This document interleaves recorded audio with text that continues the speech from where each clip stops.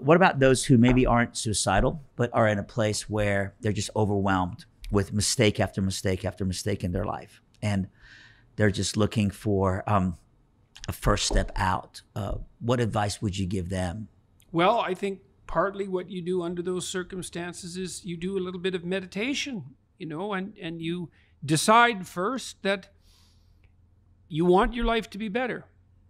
That it would be acceptable in the sight of God and the universe if your life was okay, if you were doing well.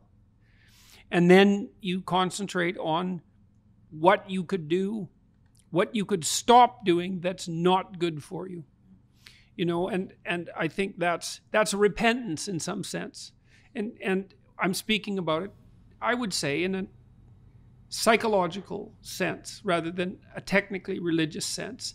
It's like, it's easy to sit on the edge of your bed and to think, look, there are things I'm doing, there are things I'm not doing that I should be doing, that I could and would do. Small things.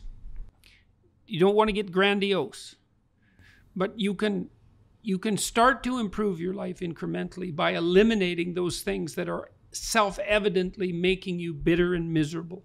But you have to decide that that's what you want. You're willing to burn off that dead wood, to sacrifice that bitterness and that unhappiness, even though you may feel that you're justified in harboring it. You may even be justified in harboring it because people have very hard lives and sometimes they're very badly mistreated.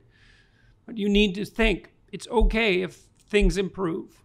And it would be worthwhile for me to start to abandon you could say my sin, my failure to make the mark, right? My failure to take proper aim, but to abandon those things that I'm doing that I know to be harmful to myself.